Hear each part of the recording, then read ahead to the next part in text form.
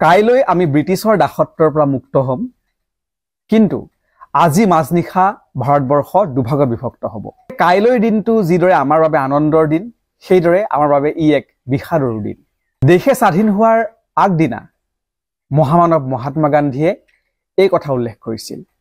আৰু আমি সকলোৱে জানো 1947 চনৰ 15 আগষ্টৰ দিনটোত ভাৰতবৰ্ষই ব্ৰিটিছৰ অধীনৰ পৰা মুক্তি লাভ কৰি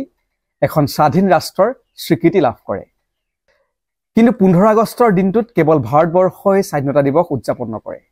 বিশ্বৰ এনে কেইবাখনো দেশ আছে যি কেইখন দেশে 15 আগষ্টৰ দিনটো স্বাধীনতা দিৱস উদযাপন কৰি আহিছে আজি আমি কথা পাতিম সেই দেশ কেইখনৰ বিষয়ে 15 আগষ্টৰ দিনটোত স্বাধীনতা দিৱস উদযাপন কৰি আহিছে দক্ষিণ কোৰিয়াই 1945 চনৰ 15 আগষ্টৰ দিনটোত দক্ষিণ কোৰিয়াই স্বাধীনতা লাভ কৰিছিল 1945 চনৰ 15 আগষ্টৰ দিনটোত এই দেশখনে জাপানৰ কবলৰ পৰা মুক্তি লাভ কৰিছিল আৰু এই দিনটোত দেশখনে নেশনেল হলিডে হিচাপে প্ৰতি বছৰে সেলিব্ৰেট কৰি আহিছে আমেৰিকা আৰু সোভিয়েট ফোৰ্ছে দক্ষিণ কোৰিয়া জাপানৰ কবলৰ পৰা মুক্তি লাভ কৰাত যথেষ্ট পৰিমাণে সহায় কৰিছিল এই 15 আগষ্টৰ দিনটোতে উত্তৰ কোৰিয়া অৰ্থাৎ নৰ্থ কোৰিয়াই স্বাধীনতা দিৱস উদযাপন কৰি আহিছে যেতিয়া জাপানৰ কবলৰ পৰা কোৰিয়া মুক্তি লাভ কৰিছিল তেতিয়া দক্ষিণ কোৰিয়া আৰু উত্তৰ কোৰিয়া বুলি বেলেগ ৰাষ্ট্ৰ নাছিল কিন্তু স্বাধীনতা লাভৰ 3 বছৰৰ পাছতেই দক্ষিণ কোৰিয়া আৰু উত্তৰ কোৰিয়াৰ মাজত বিভাজন আহে আৰু তাৰ পাছতেই এই দুয়োখন দেশে নিজকে পৃথক পৃথক ৰাষ্ট্ৰ হিচাপে ঘোষণা কৰে 15 আগষ্টৰ দিনটোত স্বাধীনতা দিৱস উদযাপন কৰা আন এখন গুৰুত্বপূৰ্ণ দেশ হৈছে বাহৰিন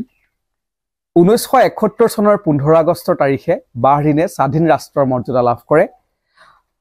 কিন্তু 1960 চনৰ প্ৰথম ভাগৰ পৰাই ব্ৰিটেইনৰ ফোৰ্ছে বাহৰিন ত্যাগ কৰা আৰম্ভ কৰিছিল আৰু 15 আগষ্টৰ দিনটোত সন্ধি স্বাক্ষৰ হয় আৰু তাৰ পাছৰ পৰাই বাহৰিনে ব্ৰিটেইনৰ কবলৰ পৰা মুক্তি লাভ কৰি নিজকে স্বাধীন ৰাষ্ট্ৰ হিচাপে ঘোষণা কৰে ইফালে ডেমক্ৰেটিক ৰিপাব্লিক অফ কংগোও 15 আগষ্টৰ দিনটো স্বাধীনতা দিৱস হিচাপে উদযাপন কৰি আহিছে 15 আগষ্ট 1960 চনত আফ্ৰিকাৰ দেশ কংগোৱে ফ্ৰান্সৰ কবলৰ পৰা মুক্তি লাভ কৰে আৰু তাৰ পাছত ডেমক্ৰেটিক ৰিপাব্লিক অফ কংগো হয় যেতিয়া ফ্ৰান্সৰ অধীনত আছিল তেতিয়া এই দেশখন ফ্ৰান্স কংগো হিচাপে জনাজাত আছিল এটা কথা উল্লেখ কৰিব লাগিব 1880 চনৰ পৰাই এই কংগো ফ্ৰান্সৰ কবলত আছিল আৰু 1960 চনত এই দেশখনে ফ্ৰান্সৰ কবলৰ পৰা মুক্তি লাভ কৰে